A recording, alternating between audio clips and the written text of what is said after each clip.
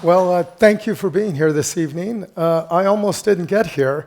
I was swinging on a suspension bridge made about 1,000 years ago, just a few days ago, and I managed to get back in one piece. Maybe a little bit of laryngitis, but I'm here. First of all, as noted, my interest in the California missions began on a fourth grade field trip. I didn't know what I was getting into. My mother, who wasn't accustomed to me going anywhere but down the street, signed a release form to travel to Monterey and Mission San Juan Bautista. And I really didn't know what San Juan Bautista was, or for that matter, had never seen the sea. I lived in Fresno after all. And ultimately, my mother signed off. I headed out on the bus early that morning. I saw sea monsters in Monterey. Actually, they were sea lions, but who's counting? And eventually, we made it to San Juan Bautista, and there I saw cowboys and Indians. In my ninth grade sense of things, that's what I was looking at. I even at that time acknowledged, that I was of Native American descent. But at the time, I thought I was of Aztec descent, which is not uncommon in the Mexican-American community to believe that somehow we're linked to the Aztecs. Well, later my grandmother slapped me down. She's Yaqui Indian, and she said, no, we were some of the barbarians in the north. So I was happy with that. I was okay with that because it meant that I had a connection to the ancestral peoples of this land. And in that sense, I like to acknowledge the American Indians who founded many of these missions, who were builders of these missions, who populated this land tens of thousands of years ago. It was that inspiration through the missions that led me on a tour or a quest to determine, identify, and find my ancestors. And that's what ultimately led me to archaeology. Ultimately, it led me into Mesoamerican or Mexican archaeology after a trip to the ancient pyramids of Teotihuacan.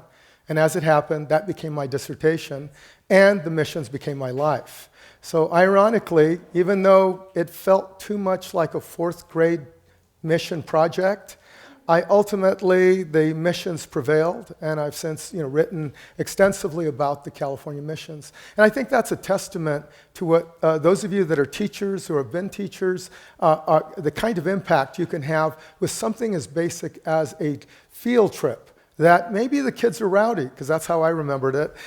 They may be rowdy, they may be inattentive, but ultimately they're going to walk away with that question in their minds like I did. What I'd like to do today is to take you maybe a bit full circle. I'm going to take you into a realm that I'd not anticipated being any part of. And that realm has to do with my perceptions of what the missions were.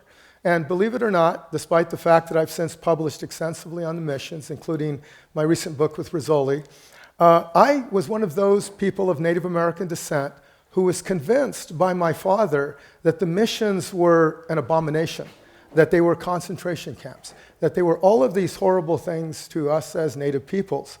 And I went along with it because he was my father. Irrespective of his drinking and other issues, I thought, well, he's the person that's supposed to tell me what this life is about. I respected his views. I continued on my own. And eventually, through the course of my scholarship, I fully engaged myself in American Indian studies. My whole life has been devoted to science, technology, and medicine, and the contributions of our ancestors to this continent and the world. Well, the missions kept coming full circle. And eventually, as a result of the founding of the California State University at Monterey Bay, I was invited by the pastor, Father Ed Fitzhenry, to start a project. And he had to convince me. I was not convinced that I wanted to get involved in the missions for the reasons that I've already enumerated. I thought, what is a Native American going to be doing in a mission? That would be like a chicken working for Kentucky Colonel Sanders, as a Native American friend once told me. Ultimately, I thought about it, and I thought, I'm supposed to be a scholar. I'm supposed to be a person who will open my eyes to the world about me, irrespective of the diametrically opposed views that exist, and wander through that sea of conflict to try to find some answers. And ultimately, in becoming a part of the project at that mission, what ultimately happened was I began to realize that the kind of diatribes that were going on, the arguments that were going on back and forth between people were avoiding some critical facts and information about the people in each and every mission. Ultimately, I don't proclaim the benevolence of all missions or missionaries. I don't proclaim the malevolence of all missions and missionaries. What I say is you have to look at, just like we have to look at one another individually, we need to be able to look at the missions on a site-by-site basis. And that's hard to do. For those of us that are not specialists, 21 missions is pretty daunting. That's probably more chapters than some of us have ever read. And so as a result, what we have to do is be attentive to that fact. In studying the mission records and registers and going through the materials, I began to realize that, at least in the mission I was working on, Fray Felipe Arroyo de la Cuesta was technically trained as an anthropologist, a linguist. He spent a lot of time among native peoples learning their languages and acknowledging them individually. And that has all come out since. But for many years, the entire mission and that individual were disparaged and basically demonized. And I felt that there was something wrong with that. I thought, how would I want to be remembered? And would I want to be remembered in that way, despite whatever good works I might have done? So I like to think that if you don't take anything else from this presentation, remember that just like individuals, missions had individuals running them. They were administrators, they had their flaws, they were in conditions many of us would see as intolerable. There were a number of them who failed, their health failed. In fact, I now have a new theory on what ultimately brought down Father Serra and the source of his leg infection. And let's just say, having traveled through the tropics of late, I have a pretty good idea now. But you'll be reading about that soon enough. And insofar as the individuals and the various missions, again, a studied approach, taking into account native perspectives, as well as church perspectives, as well as the documentary record, is one of the ways that we'll get there. So I'd like to go ahead and get started. And the presentation is Saint Junípero Serra and the Dream of California. I start with this slide not because I'm trying to promote another mission, but rather because this is the place in which Fray Junípero Serra was buried. In 1784, Junípero Serra passed away and was buried in a structure that anticipated this church.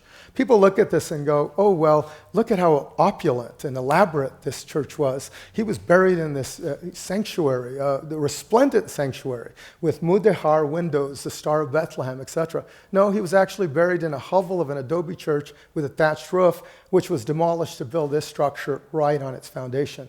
His grave was the only thing not moved. My interest in the history of Serra really began with the work I was doing in San Juan Bautista with archaeology. As I noted, I was invited to work at San Juan Bautista by the parish priest. He had to convince me. He said, Rubén, look at it this way.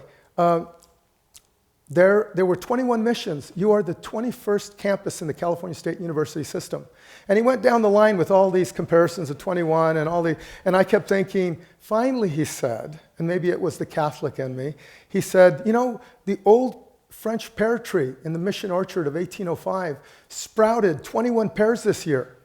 What, the Catholic in me said, there's a pattern here. What Father Ed did not tell me is the migrant farm workers ate them all. So during the course of excavations, we found a number of buildings right off the bat, and almost immediately I was forewarned by colleagues who said, those people there in San Juan Bautista are going to eat you alive. So I decided to just keep my head down. I grew up in conflict zones, so let's just say I understood. When we think of the California missions, what do we think of? We think of, in many cases, these very resplendent-looking structures with elaborate artwork. Again, this is Native American artwork. This is the work of the California Indians, oftentimes under the tutelage of Mexican Indians who accompanied the friars to provide instruction in stonecraft, woodcraft, paint, and other materials. But the native traditions extended back thousands of years as well. Whether it was rock art or Atuli structures or pyro technologies where they burned the landscape in order to renew it. There were all these different elements of the traditions that came together, and they ultimately take, in this case, the form of an Egyptian column, of all things. Why would an Egyptian column stand in the middle of a Catholic church on the mission frontier? Think about it. This is San Miguel, if you hadn't already guessed. When you walk to the facade of the church at Mission San Miguel, what do you see? Stark white, right? A stark white facade. But then when you open the doors, usually the river of life comes streaming through, and you open the doors and suddenly you're confronted with all this vegetation painted on the walls and streaming up the altar like an Egyptian temple. That was intended to convey, by virtue of the origins in the Middle East, the idea of the desolation of the spirit and the soul until you enter into the kingdom of heaven. And once you enter into the kingdom of heaven, the foliage, the luxuriance, the life and color of that would enter your spirit, and you would be renewed and or raptured. So when we think of Alta California, we can't think of it somehow divorced from Baja California or the rest of the Americas. Having just returned from Peru, there were many examples of the kinds of Franciscan iconography, for instance. For example, the Convento de San Francisco in Lima. Unfortunately, they didn't allow photos in there, otherwise I would have brought them in. It was the most opulent convent that I'd ever seen. It had multiple chapels covered with gilded gold, elaborate paintings. It was so incredible. But I noticed one thing. As I was walking through the corridors of this magnificence, I noticed that virtually every representation of St. Francis himself, his face had been scratched away or smashed. And I thought, wait a minute, isn't this supposed to be a Franciscan convent? Why would that happen? Well, think about it. What were the vows that St. Francis made? Poverty, chastity, and obedience. You know, we can go on a roll here. Poverty, chastity, obedience. No. So anyway, well, can you think, imagine, you're a young friar, you've signed on to this duty, you're going to evangelize the world, you come into the new world, you don't speak the language, you're in boot camp to learn the language, to learn the culture, to learn the training, and they put you in the most opulent place imaginable. And you've already made a vow of poverty. And you go onto the streets to minister, and the Indians are living in dire poverty. The Franciscans staged a revolt, and they smashed everything, and they refused to be a part of that. They wanted to live in the streets with the native peoples. Why would they do that if their only intention was the exploitation of these peoples? So we have many examples of that very thing where Franciscans, like Junípero Serra, took his vows very seriously. And as a result, we have the Americas unified through these various paradigms, these cultures of the various orders that came into the Americas. The Franciscan, in this case, being the predominant one that I'm dealing with. So, what did they contribute? Back during 2015, when there was all kinds of conflict and controversy about the canonization of Serra, I had traveled to Rome. I was invited by the Vatican through the Archbishop of Los Angeles to be one of 4 expert witnesses. I was the archaeologist, so I could at least leave the politics out of it and just focus on the material cultures. Well, when I was there, I had heard that the statue of Junípero Serra was going to be removed from Capitol Hill. And of course, the Latin American media, the media in Rome, just barraged me because they wanted to hear a Latino, Native American perspective. And I wasn't trying to represent myself in either way, but I spoke Spanish. So before you knew it, my interviews were all over Latin America, and they had to do with how I felt cultural erasure was overtaking our sensibilities and permitting us to destroy many of the kinds of images of the past, regardless of the interrogation of that past. And I felt, and my basic assessment was, there is no Hispanic Catholic representation anywhere on Capitol Hill. Serra was it, so what are you going to replace it with? If we want to go to that level, what do we replace it with? And ironically, it was a Hispanic Catholic who was leading the charge, and I had to confront him at the state capitol, Lara, who I otherwise have respect for. I challenged him on this, and I asked him, so what do you intend to see represent our youth? He couldn't answer that. And ironically, even though it was a rather fraught interaction, 2 weeks later, the state legislature tabled the agenda.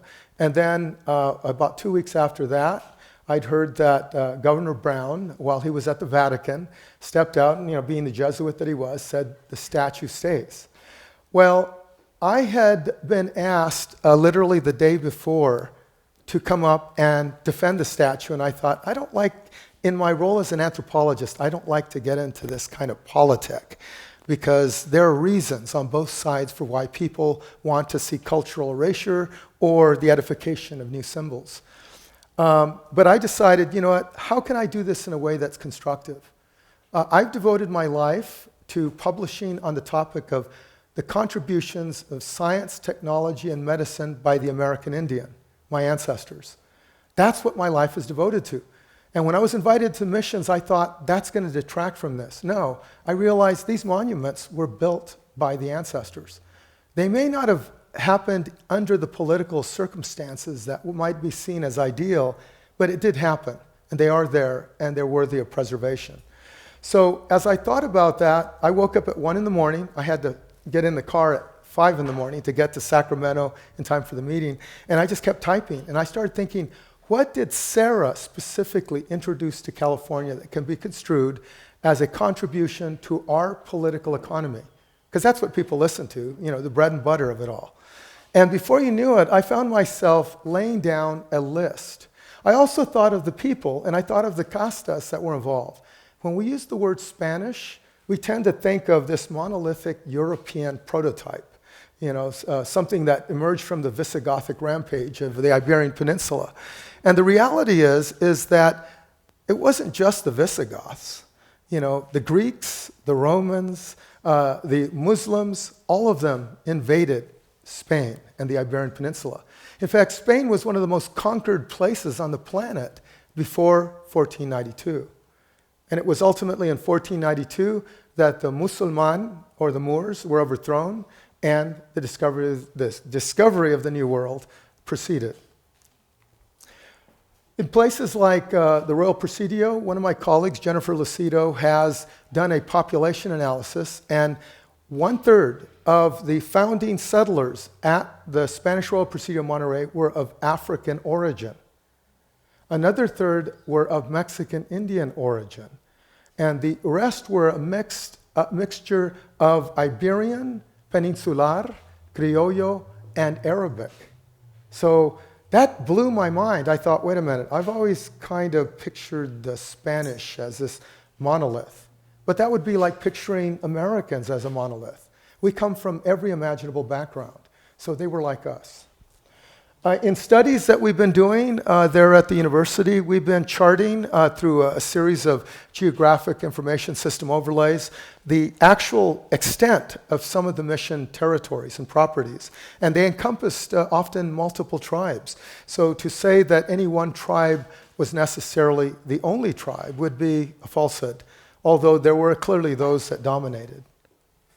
When we look at architecture and the plastic arts, we see evidence of, for example, the white facade at Mission San Miguel, the River of Life coursing through the doors, every door at Mission San Juan Bautista, and of course, the Chumash altar from Santa Barbara with its mirrors that reflect the sunlight on the winter solstice.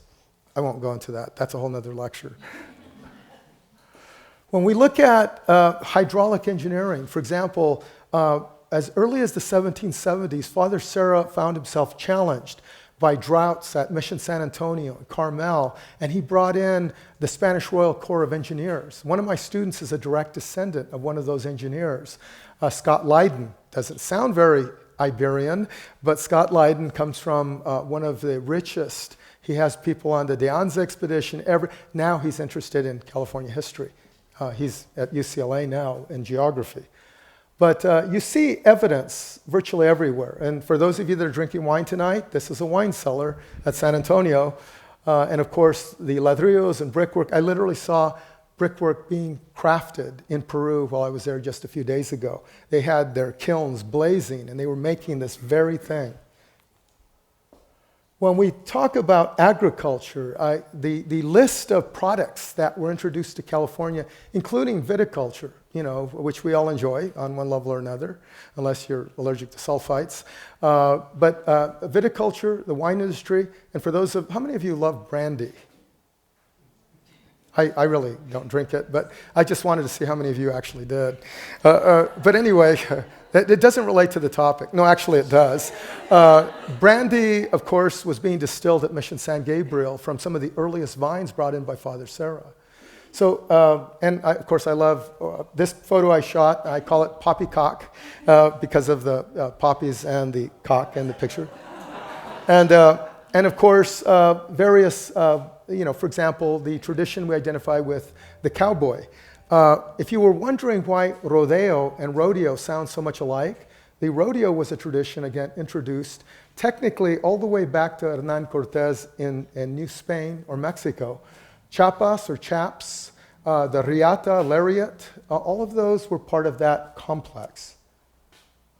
When we look at ceramics, soap making, the technologies and industries, the cattle raising industry, all of these things were aspects that can be directly attributable to those decisions made by people like Junípero Serra. In a more recent effort, I was asked by the Santa Barbara Mission Archives to draft a series of studies, brief studies. Really, they were synopses of important documents. And I chose the ones related to early California medicine. For example, a dissertation on a physical medical study of smallpox. So how many of you have heard that California Indians were wiped out by smallpox? There was no smallpox in California because the missionaries launched a campaign of inoculation, which was very expensive, and they inoculated over 20,000 native Californians. Which is, I think, interesting because every time I've been challenged, they'll say, well, smallpox killed all the Indians. I said, no, gonorrhea was a major factor, yes. And the measles was a major factor, but those are things that they did not have the ability to inoculate against. And so this entire dissertation, 20 copies were sent to the California missions, and they were sent specifically, it was published in 1784, and they were sent specifically to Monterey, the Presidio Monterey, to Don Pedro Fages, who was an early commander. He was the second and fifth governor of California. And when I travel on my Facebook page, I use his pseudonym as my moniker. And I say, Don Pedro this and Don Pedro that. Well, I do that because it's hard to write about myself. And so I kind of project it and create a bunch of ironies out of it. You don't want to see that page. I think Michelle did, and she's still traumatized. But this book was sent to the Monterey Presidio, and in response, after having read it, they installed a cowpox pen so that cowpox could be used as the contagion that would allow for the inoculation, which involved a prick between the thumb and forefinger. You can read all about it in this text and how it was done.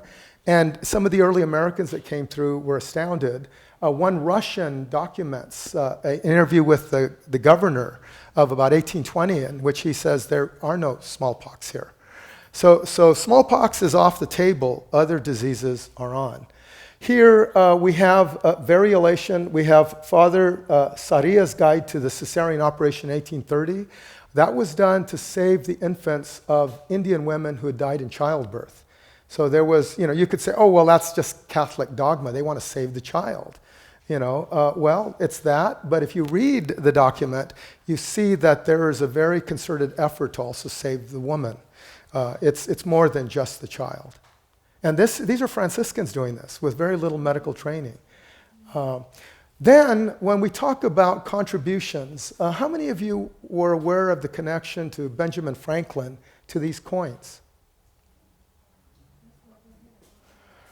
You see this symbol here with the flag or the banner running around it? What does that look like to you? It's the dollar sign. These coins, because bear in mind the 13 colonies were in rebellion and they did not have a mint, And as a result, Ben Franklin and his emissaries were being sent to Mexico City because that was the only operating mint anywhere in North America. And so they were bringing this coinage back, and it was being circulated in the colonies as American tender. And that went on for years, and ultimately it influenced the creation of the dollar sign. This means plus ultra, beyond the Pillars of Hercules. When we talk about Serra's legacy on another level, in terms of foundings, of course, here you are, and here's Mission Santa Barbara, and you're probably wondering, why is it in that mustard-colored font? Well, it's in part because of the false foundings that occurred. And obviously, San Juan Capistrano came under, basically as a result of the rebellion at San Diego. There was a false start, then a restart. Same thing at Santa Barbara, except Serra did not live to see the founding of that mission, even though he founded the Presidio of Santa Barbara. You see the asistencias and the estancias. These are other sites linked to the missions. And there may well have been another site near San Emigdio, which was related to Santa Barbara. I don't know if you know of the lost missions of Central California.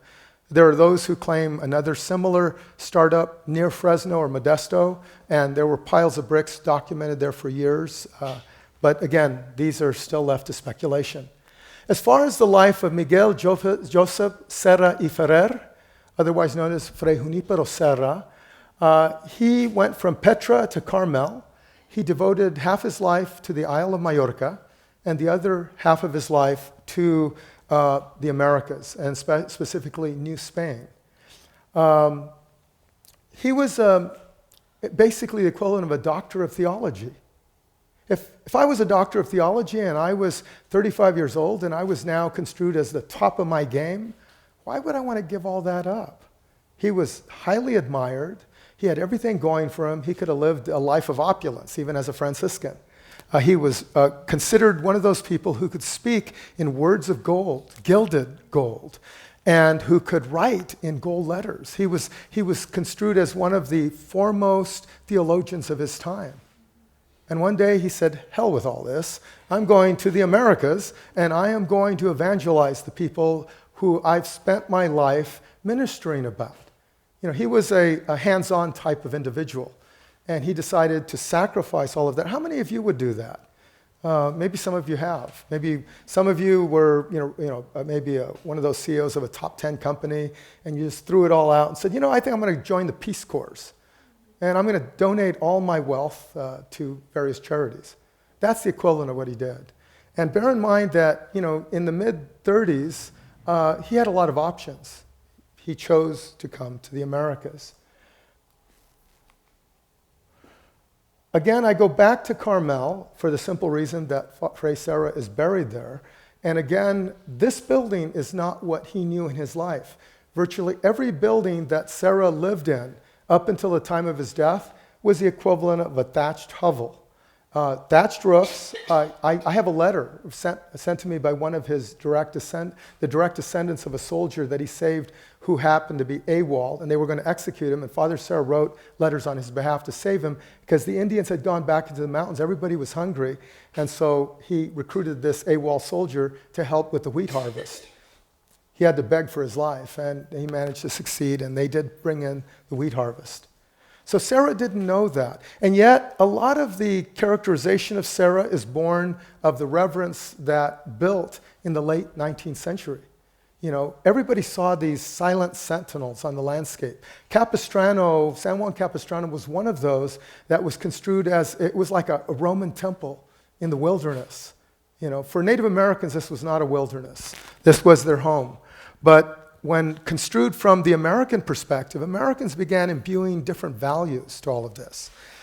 For them, it was romantic, and Serra became kind of an icon of that imagery.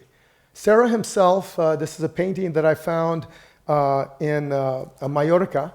It hangs in the Hall of Illustrious Men and Women there in the town council of Palma, Majorca.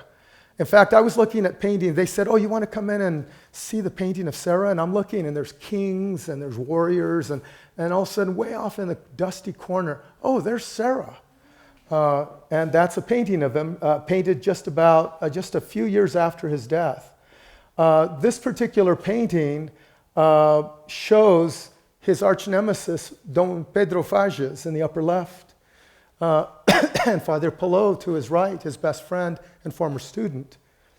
I think that's ironic because much later, Don Pedro Fages, who he got into conflict with, Serra was in constant conflict with him. I don't know if you've ever worked with someone who just would set you off every time you turned around. Don't raise your hands. Some of those people might be in the audience. But Serra and he didn't get along, and it was in large part because Serra resisted the efforts of the military to control native peoples. He didn't want them having anything. Serra believed in the sanctity and purity of native peoples, which is ironic because he was in the process of acculturating them. So he wanted to acculturate them into the faith, but he wanted them to retain their purity of spirit. And so as a result, that created a huge conflict with the military. Don Pedro Fages was a military man. He was very abusive of his own soldiers, but ironically, he treated native peoples very well. He adopted about a dozen children of Native American communities. In fact, a final irony is Serra, after the rape of an Indian woman by a soldier from the area of San Gabriel, Serra was outraged that this was allowed to happen. And when he confronted Don Pedro Fages, who was one guy in charge of all of California and Baja California and the areas to the east, Don Pedro's response was, well, it's kind of a he said, she said thing. Serra was outraged. Serra was so outraged, he traveled all the way to Mexico City with a bum leg and a cane, and he called for a meeting with the viceroy. That would be like you, unannounced, showing up at the White House and demanding a meeting with Trump. How many of you would get through the door? Well, in this particular case, somehow, just through sheer persistence, the viceroy granted Serra an audience. And Serra condemned the military and its abuse of the native peoples. And he went on and on and on. And finally, the viceroy must have gotten tired of hearing all the complaints. He said, tell you what, I want you to write out a summary of your complaint, your grievance. And Serra wrote out a 33-point summary. It was like the Constitution of the California Indians, in which he laid out what it was that he felt needed to be done in order to protect the sanctity of these communities. And surprisingly, the viceroy granted it and then fired Pedro Fages. Well, you know how these things go. Some years later, after Serra's death, Don Pedro was taking one of these small children to have them baptized at San Gabriel. And the priest, knowingly or not, granted him the baptismal name of Junípero. So can you imagine, the person that you most loathed in your life suddenly is granted the baptismal name of the person you'd had all those conflicts with. When we look at the life of Serra, Serra grew up again in Mallorca, which was again another place that had been overrun by various groups. It was a major port. In fact, during the American Revolution, there was a Spanish emissary who was also a merchant who was running guns through this port for George Washington and the revolutionary troops. How many of you are aware of that? Yeah. In fact, Father Serra was disgruntled when he was called upon by Charles III to fork over money to help fund the American Revolution.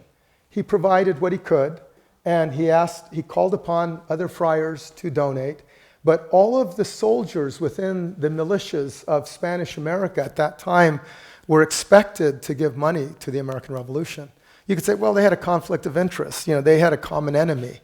Yes, they did, but it was one in which people, high-ranking individuals within the Spanish government and within the merchant communities of the Iberian Peninsula were actually running guns to George Washington. I might note that picture on the right, that's the room right next to Serra's childhood bedroom. So, it does have the characteristics that we could construe as related to what we ultimately see in the California missions. This was essentially the Iglesia de San Pietro in Petra, Mallorca, and Serra's baptismal font. which I tracked down a couple years ago. This is a painting that was done. That's in the book. I only shot, I don't want to take credit for the pictures in that book, except maybe for the first chapter or two. I was asked to infill those areas, and I provided images. The rest are those of Melba Levick, who's published over 70 books. She's still going strong. She's in her mid-70s, and we're already working on 2 new books. So, hey, there's no retirement for the wicked. No.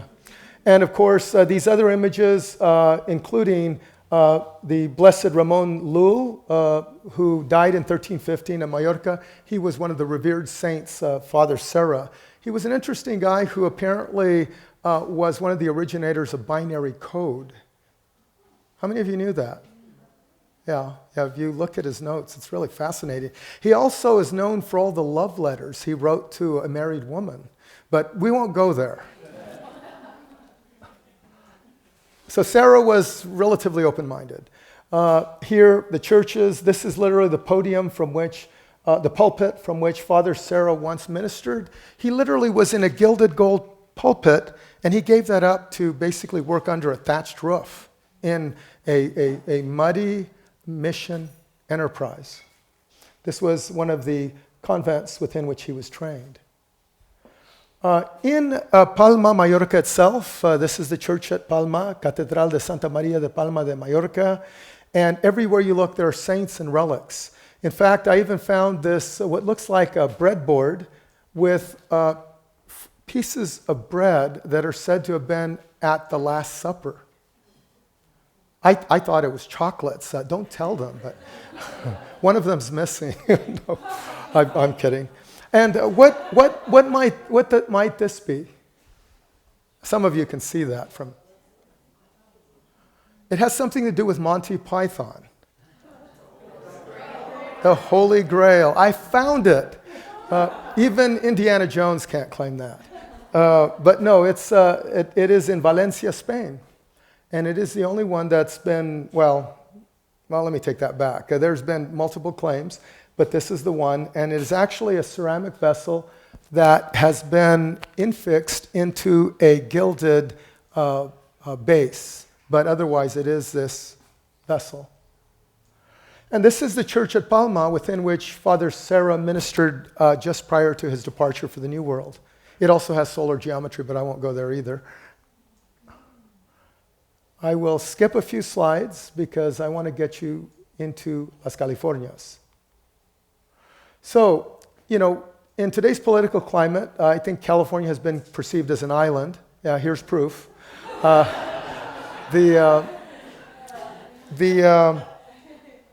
California, this was a rendering done in the 16th century by a German. My daughter happens to be studying German right now, so I'm going to have to get some pointers on what he was trying to say here.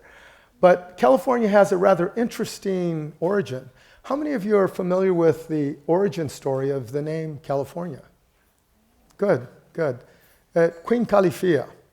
Bear in mind that a Portuguese writer was writing novelettes, I guess you could call them. They're like the little comic book-like novels that they sell in Latin America, and you see people out there who may be only marginally able to read, full script, but they'll look at the pictures and read. Well, sailors in those days, you're crossing, the ocean. It's a transatlantic voyage. You've got a few months on your hands. It's all chores, and then you can read. There's no television. There's no iPhone. There's none of that.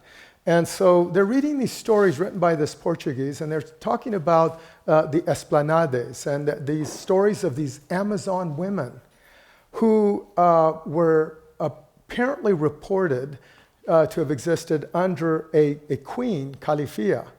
And what would happen is anytime sailors were shipwrecked, they would be courted by these women, they would couple, produce offspring, and then the women would kill the sailors. So apparently a lot of sailors looked forward to this. And as a result, these depictions, which I pulled from the internet, give rather fanciful representations of what these women are perceived to have looked like. When we come to California, however, we have a very different story. And, even some early Spanish, back in the 16th century, 17th century, accountings of very dark-complected people, especially in the Santa Barbara Channel area, who were thought to perhaps represent some of these Amazons. Here, however, we see some of the rock art left. This is La Cueva Pintada, which is a Salinan painting. We have the Chumash painted caves, and some of the rather sophisticated archaeoastronomy that's linked to that. When we look at the structures that were being built, they were often built very symmetrically. They dotted the landscape. They were the first green architecture in California, and they were more than sufficient for the mobile hunter-gatherer lifestyles that dominated California at that time. Here we have a little bit of an awkward, I wanted to replace this image because that does not look like a basketry hat that I know of, because these were rather sophisticated, but it gives you a sense of the kinds of material culture being used. Here on the right, a footprint that was recovered at San Juan Bautista on the morning that my grandmother passed away. She was Yaqui Indian, and I was frantically called to the church that morning by Father Ed Fitzhenry saying, you have to see what we just found. And I stepped into the Guadalupe Chapel, and there were the footprints of a person about the size of my grandmother. And they looked fresh. I mean, literally looked like the footprints had just been laid. And then, of course, animal prints in the tile floors. We see some of the rest of the kinds of Mexican Indian elements that ultimately entered the California missions. The cult of the Virgin, and I call it that because there were similar cults in Spain that had emerged around particular virgins. And how many of you are familiar with Guadalupe? Guadalupe is an icon that is central to Mexican culture history, but actually, while we often say that she first appeared in 1531 on the hill of Tepeyac to Juan Diego, the reality is when Hernán Cortés entered the streets of Tenochtitlan with his battle cry, he had a standard. It was the Virgin of Guadalupe. And this was because this was a symbol of resistance against the Moors during the wars. From about the 12th century onward, there was a shrine dedicated to her in Spain. When we look at California Indian lifestyles, we see that native peoples were adapted to the environment of California. Whether it was otter pelts or other vegetation that was being used. When the transition took place and the missions began, a cotton cloth was being sent from New Spain, and it was being fabricated into clothing for native Californians. And so they began to look very much like the peoples of other areas of Latin America who wore similar clothes within the mission Indian communities. Ultimately, we would see also, and this is a part that I often bring up because oftentimes there's a little bit of antipathy. In other words, you're not calling me a Mexican. Well, the reality is I'm of Mexican Indian descent. I don't have an issue with that. Sometimes when I published a paper on this topic, the Mexicanization of the California Indian, there was some pushback. Some people took that as a slight. In other words, you're saying I'm Mexican, not Indian. No, go to Mexico, you'll see Indians everywhere. I know, I was there just last year. There's many living native communities that still speak their indigenous languages. What I am saying, however, is that the Mexican Indians that accompanied the friars taught their native traditions to the California Indians, and so they adopted many of the lifestyles of the Mexican Indian communities of Mexico proper. Even Junípero Serra had adopted the Mexican Indian diet as part of his own. He loved chocolate, for example. He drank it virtually every day, and he distributed it to his favorites. The artwork clearly shows these influences. For example, the Gabrieleño influences that you would see at Mission San Gabriel. And of course, the statuary at San Carlos de Monterrey. In this case, one of the earliest such statues or representations of the Virgin anywhere in the West. This at San Carlos de Monterrey and dated to 1794. I was part of the team that pulled this from the facade. And you know how it was held in place all those years? By just wooden pegs. They were basically hammered in, and with the moist air, they expanded, and then they just plastered around the edges. That's all that was holding it in. It slid out as though it had not been cemented in at all. I'm not going to go into extensive detail on the sacred expedition, but the sacred expedition was sacred for a lot of reasons. But here we see Junípero Serra describing his transit. We found on our journey, as well as in the place where we stopped, that they treated us with as much confidence and goodwill as if they had known us all their lives. We have seen Indians in immense numbers, and all those on this coast of the Pacific continue to make a good subsistence on various seeds and by fishing. He was referring to native Californians. And for those of you that attended Rosemary Beebe and Robert Sankowitz's talk, I'm sure they spoke of how Serra communicated his first impressions of native Californians. He did so lovingly. He shared food with them. He saw them as literally living within the Garden of Eden. He saw them as pure.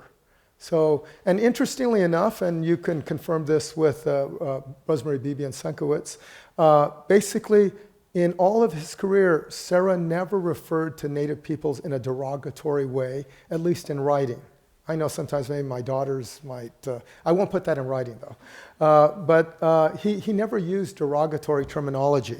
You know, salvajes, for example, was a term that could be heard among some Spaniards. He didn't do that. He considered them gentiles, Gentiles, people new to the faith or unconverted. So he did have that binary, you know, they're either converts or not, but he did not refer to them in derogatory ways. Some of the imagery that we would identify with the Franciscans and with the sacred expeditions and the later expeditions of De Anza.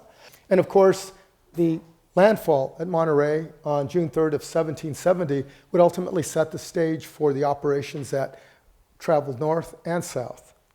Serra had intended from the start to use Monterey as his base of operations based on earlier reports that had come through. They ultimately wanted to get to San Francisco, but that bay was constantly in a fog. And the Stokes adobe in Monterey apparently has the last remaining portion of the original tree that was a cutting from the tree purported to have been used by Serra and by his predecessors on the expeditions that had forestalled this. When I moved to San Carlos, I do so again because it is the site where a lot of the operations were undertaken that it will ultimately lead to the founding of various missions throughout California. Bear in mind that Junípero Serra suffered from a leg infection it was ulcerated. And it literally, I don't want to go into all the details, except that he could barely walk. And in fact, on the sacred expedition, he was warned by the commander, Portola, to stay behind because he would endanger the expedition. And Serra instead went to the muleteer and asked, "What do you do when you've got a lame animal?" And he said, "I use this grody concoction of heated tallow and this, that, and the other." And Serra said, "Well, apply it to me." And he says, "But sir, you're not a mule." He says, "Oh, yes, but I am an animal." And it worked. Serra was on the expedition the next day. And he insisted on walking everywhere or in riding a mule, as was the case with Christ, because he wanted to emulate the life of Christ. The chalice, I had the unfortunate experience of being at the Santa Barbara Presidio when they actually brought out the chalice. And so I was going to do, I was going to undergo and take the Mass, the blessing with a priest. And Tina Foss, who's in the California Missions Foundation, was on one side with a chalice, and the priest was there with the other. And of course, I opted for the priest because I figured, well, the priest would have the original chalice.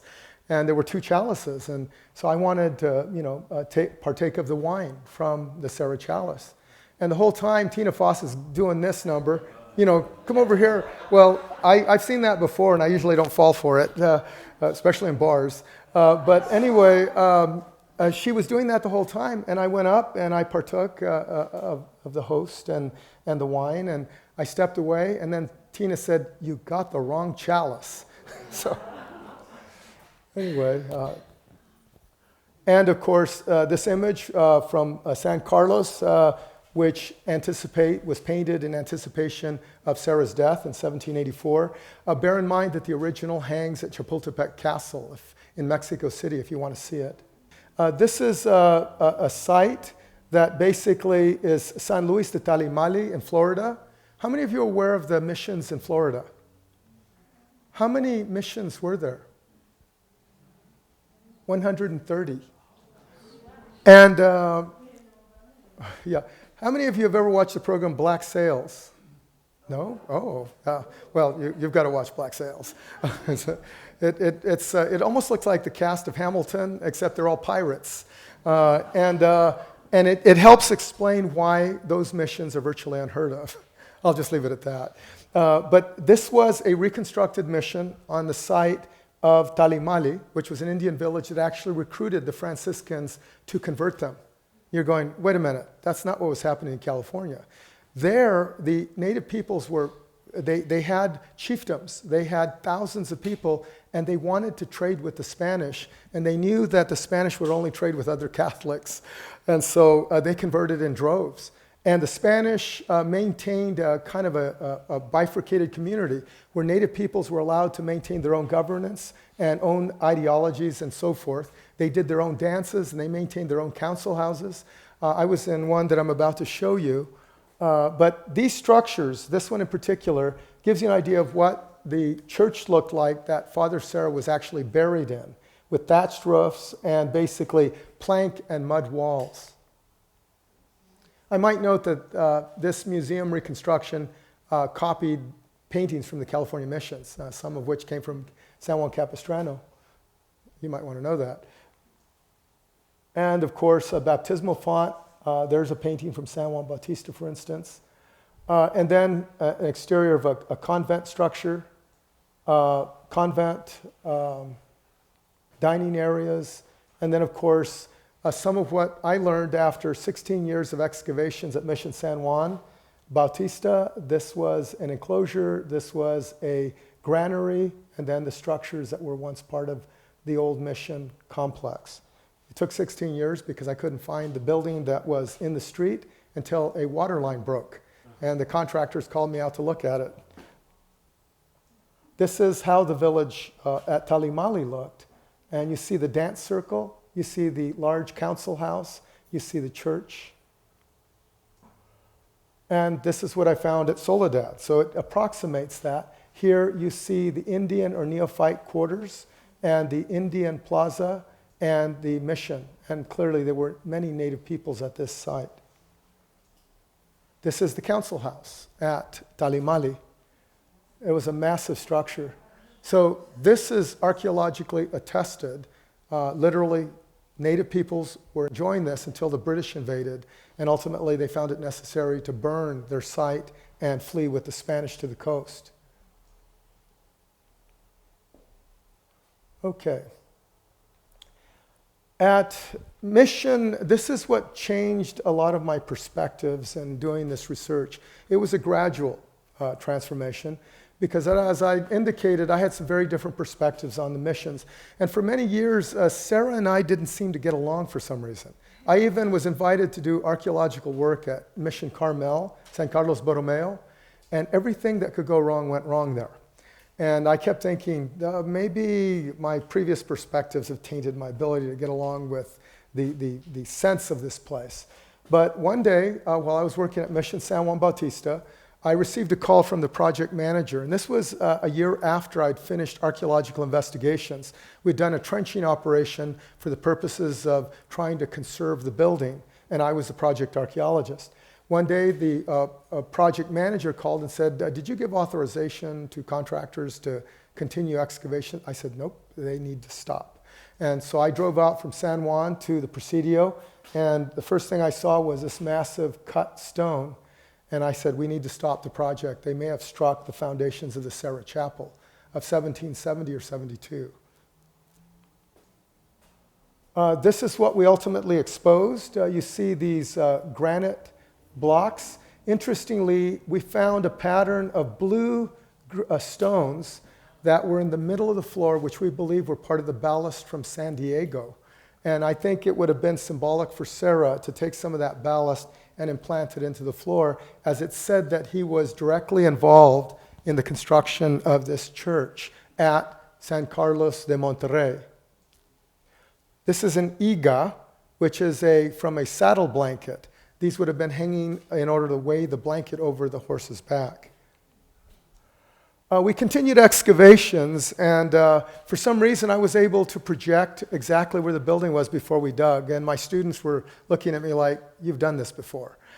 Well, I had projected just in English system 8 feet. I figured because they would have needed scaffolding to build the facade while this structure still stood before this one was completed.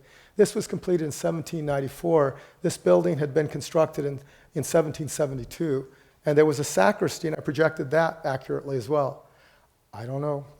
I actually have notes that I had prepared before we dug those areas, and I projected to the students to dig those areas, and that's what we found. This was the facade, as I noted before, and we did remove that piece. There was an incredible celebration afterwards. They laid out marble pavers over the area. And one of the things that was important to me, and this was pivotal to my changing my perspective on Serra, is in this area right here, bear in mind that that was all excavated. And on the last day of the excavation, I had gone through weeks of debating with contractors. They wanted to run a trench right through the Serra Chapel. And I said, that's not going to happen. And they kept insisting. They said, we have no other place.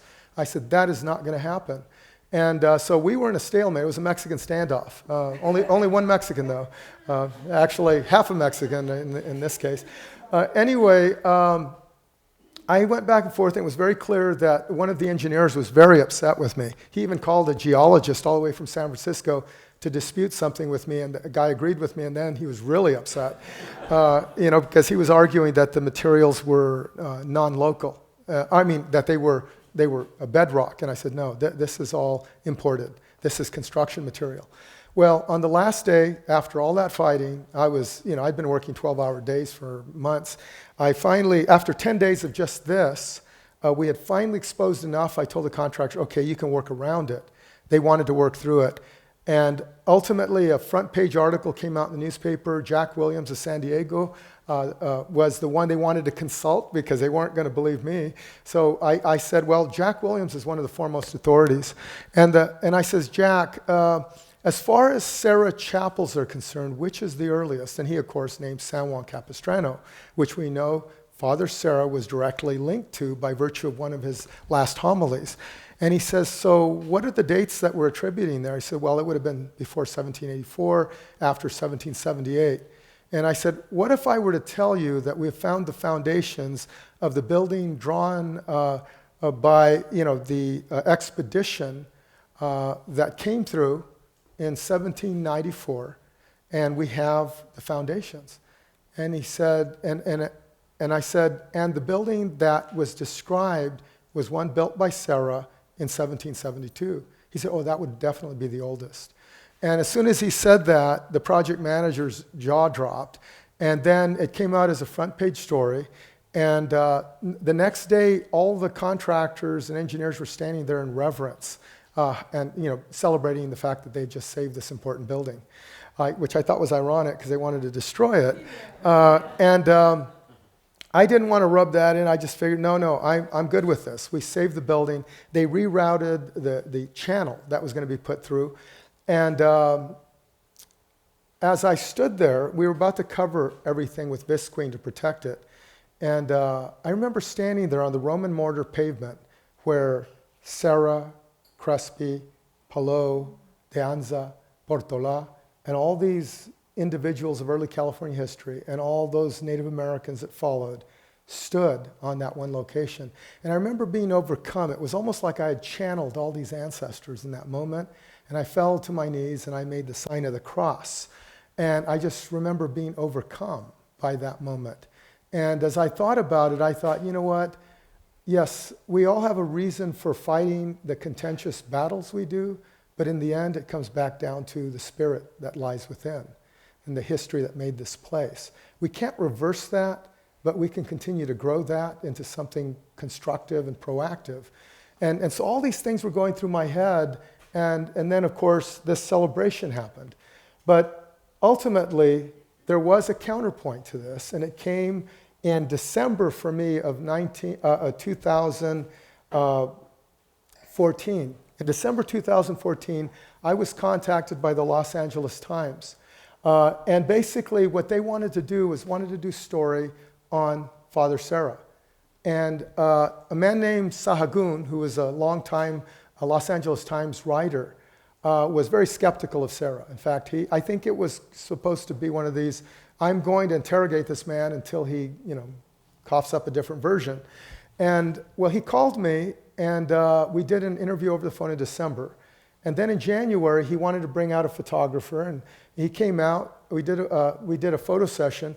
I walked him into the archives because I didn't think that a reconstructed, foundation was going to make a difference. So I walked him across the street to the Monterey archives, and there he actually was able to handle the original writings of Father Serra. And in the registry of all the deaths that Serra had recorded, Serra's name appears among all the Indians. How many of you are aware of that? He didn't have a special registry. He was in there as though he were just another Native American in the list. And in fact, the ledger entry is just his name and so forth. But then Pelot, after his death, wrote a mini biography in the pages that followed. And Sahagun read that, and he was mesmerized. He could not believe this story. He was literally awestruck. And at about the same time, literally within a couple of weeks, the story was being written up. Pope Francis announced the canonization of Father Serra. And all hell broke loose. And of course, the church worked with Native communities to permit them to protest or to pay reverence to the ancestors as they saw fit. And here, one such event took place next to the church. And on one side, you could hear the parishioners singing on Sunday. And the other side, you could hear the chanting of the Native peoples, which I imagined would have been what it would have been like in that time in the mission era. My friend Rudy Rosales, who's a direct descendant of the Carmaleños, was upset because they were doing this on the graves of his ancestors, and he had spent his life going in to clean their graves and to care for his ancestral burial grounds. In San Francisco at Mission Dolores, no sainthood for Serra.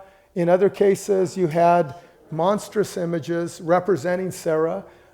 This done by a young Latino who was clearly very upset. He identifies as Aztec. I later did a debate with him on the British broadcasting system while I was in Sevilla, Spain, and I get a call from the BBC asking if I'll do an interview, and they didn't tell me I was going to be debating somebody, and they put this young man who thought he was Aztec, and he's debating me and talking about how horrible Serra was, and I said, and he kept calling me a liar. And I was trying to be respectful because I used to believe I was Aztec too. I grew out of it, and I kept trying to get him to understand. And finally, I said, "Well, don't you think it's ironic that you're defending an ancestral group that you're not likely to be directly descended from, who massacred hundreds of thousands of our native ancestors?" I says, "I've devoted my life to studying that." And he said, "You're a liar." And of course, the moderator had to keep stepping in to ask him to be a little more civil. I don't mind being called a liar. Truth is relative anyway, especially these days. And anyway, at another event, which was the dedication of a stamp, I was contacted by U.S. Postal Service to work on an $18 stamp, which I thought is not going to sell. Anyway, they had an image of Carmel, and I was asked to look at it, and I had to correct it because the proportions were off. The shadows were wrong. I mean, they would have to be in the tropics for this stamp to have actually represented what they were claiming it did. Well, anyway, when I was out of town, they invited let's just say an elder. I'll try to be that respectful. But this wasn't a person that I knew to be respectful in general. I still respect the fact that they're a Native American elder who are doing from their heart what they believe to be right, so I will give her that. But she was invited to give a prayer, and she was given 5 minutes to honor the ancestors, the Esalen.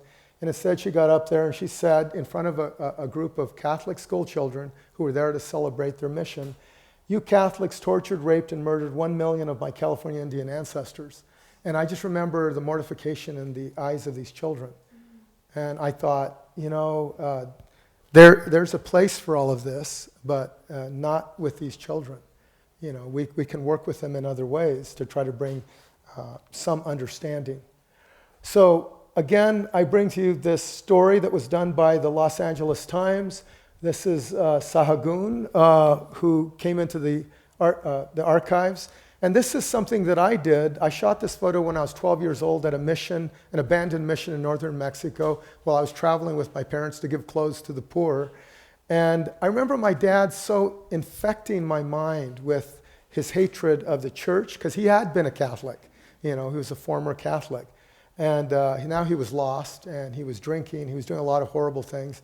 And I remember him infecting me with this, but then talking up our Native American ancestors, but he only talked about the Aztecs. And so I grew angry with the church. I grew angry with the Spanish, angry with all that it represented. And when I was 16, I wrote, "The cancer brought by the Spaniards to the New World." I still have that photo. It reminds me that we, like all things, are subject to grow, and we are subject to change. And our thoughts and beliefs are subject to revision and influence. And so I use that as a reminder of that very fact. Finally, I have a few images I think you'd like to see. I was, out of the blue, I was doing an interview at Mission Carmel with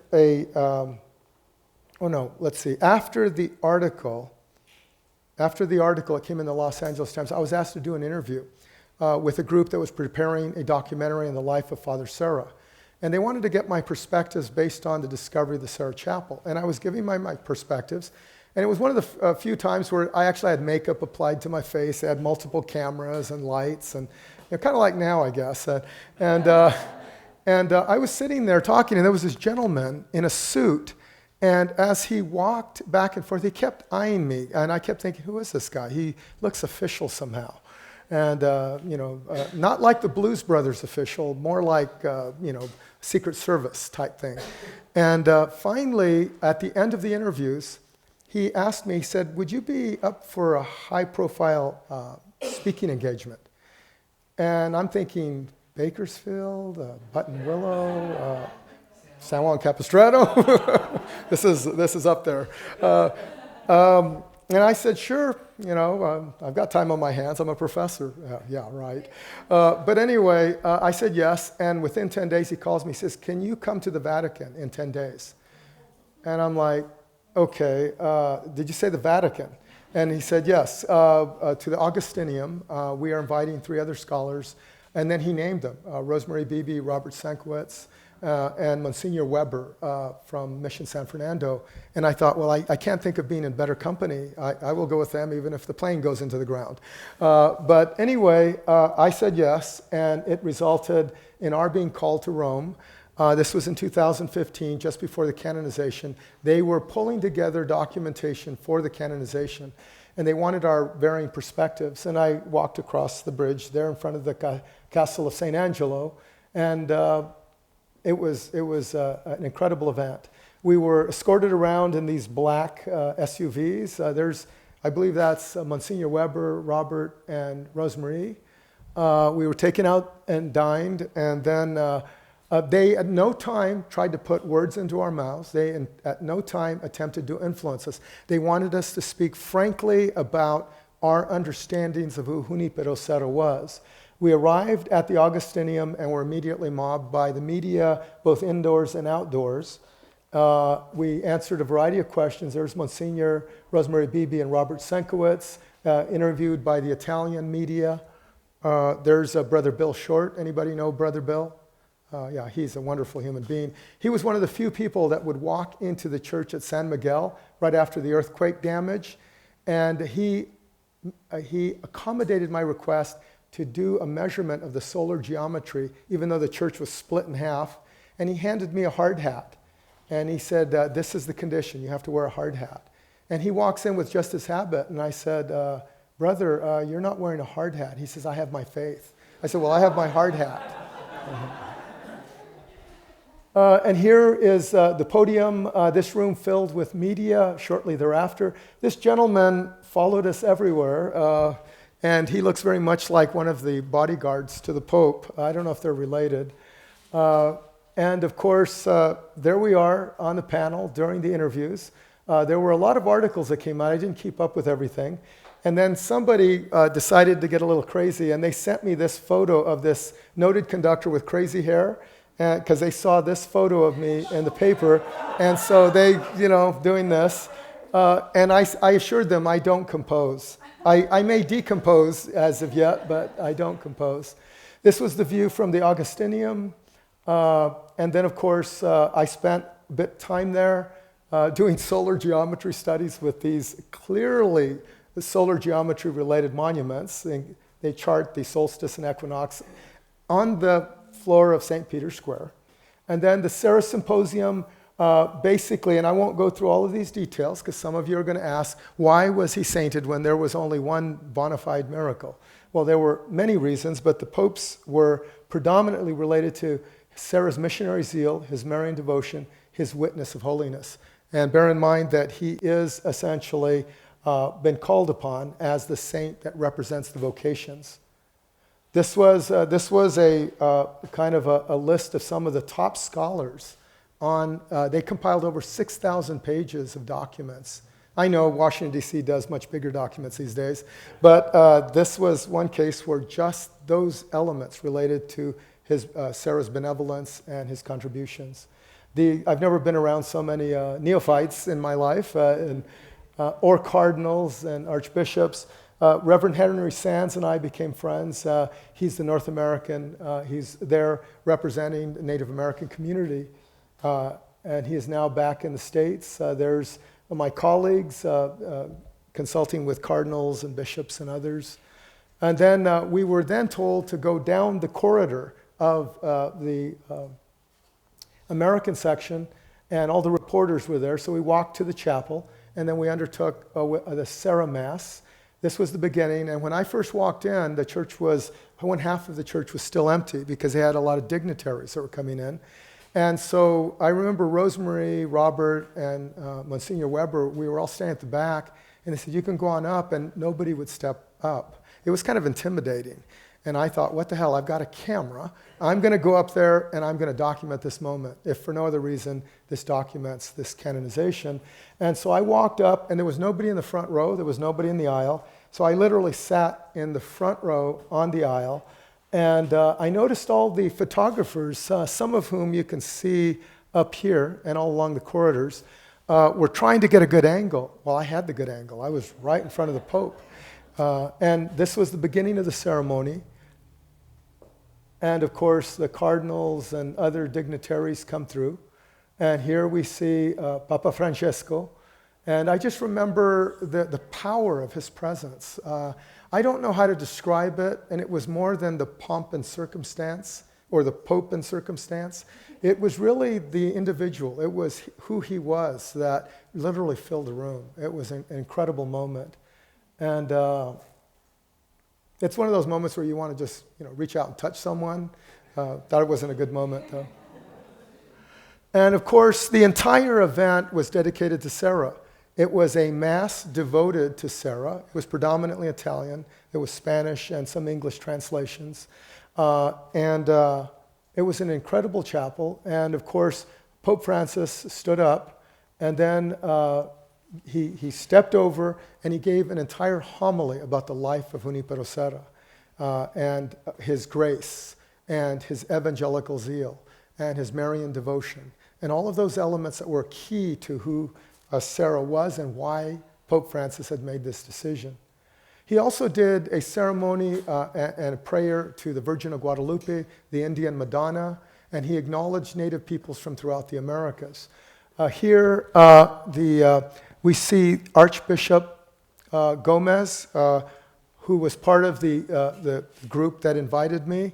He was, of course, in Los Angeles and became aware of the Los Angeles Times. And here you see the Serra relic being handed to Pope Francis.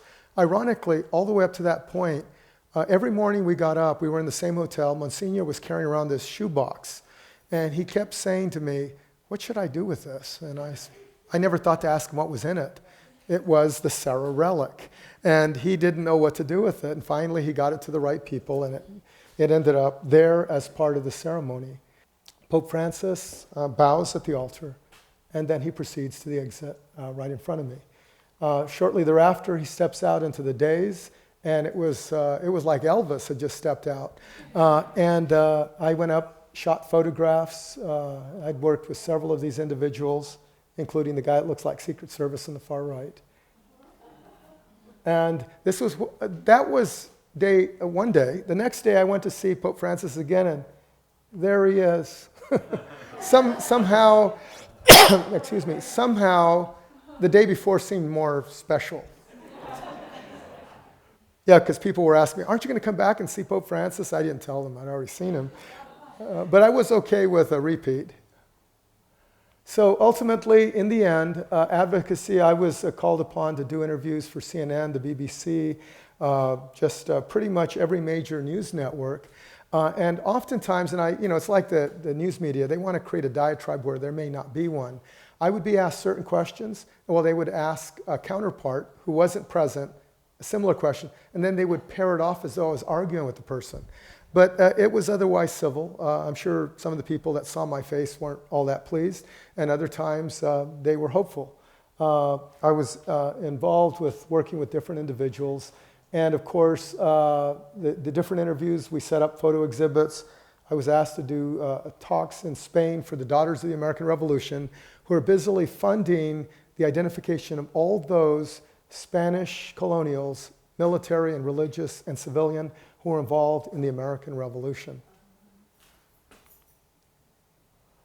And I closed with this monument that we found during the excavations that was lost some years ago. But I won't go through to summarize all of this, except to say that some of those elements I've already noted, plus the devotion to Guadalupe, Marian devotion, evangelical zeal, and his benevolence insofar as working to advocate for Native peoples were all part of the discussion. And I close there.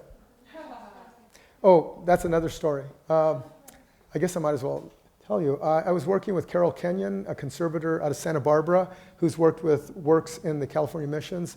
And when I was working at Mission San Juan Bautista, I had been writing grants, many grants. I managed to land about $1 million in those. Little here, little there. I'm nothing like what you guys are doing here. This is incredible. But we were able to do a lot of work. Unfortunately, we weren't able to raise quite enough money.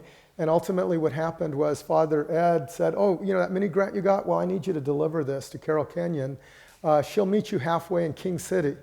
And so he said, just load it in the back of your truck. I said, no, we need proper wrapping materials. And he said, no, we don't have time. I need you to meet with her. She's already on her way. And so I wrapped St. John the Baptist as carefully as I could, put him in the back of my truck, and then I took the Lamb of God and I took him home. And I posed with my daughter, so we did a selfie with the Lamb of God. And then the next morning, early in the morning, I drove to King City, and I pull off a road next to an agricultural field. And Carol pulls up, and I get the statue out, and we start examining it. And of course, I wanted to make sure it wasn't damaged, so I photographed it completely. And I noticed that there was a big saw mark on the back of St. John's neck. It was from one of those old blades, probably from the 1800s. Somebody did try to chop his head off again. Anyway, while we were standing there, Carol said, would you like me to take a photo? And so she's standing there to take my picture, and just as I'm posing with St. John the Baptist, an agricultural helicopter comes down in the field across the street, raises a huge cloud of dust. And I'm still posing, so I just kept smiling, and my teeth are covered with dust. And finally, the dust started settling, and 3 or 4 cars had pulled over, and these Mexican families were getting out and crossing themselves. I'm not sure if they had us made, because it wasn't clear to me who they were kneeling to. But anyway, I'll leave it at that.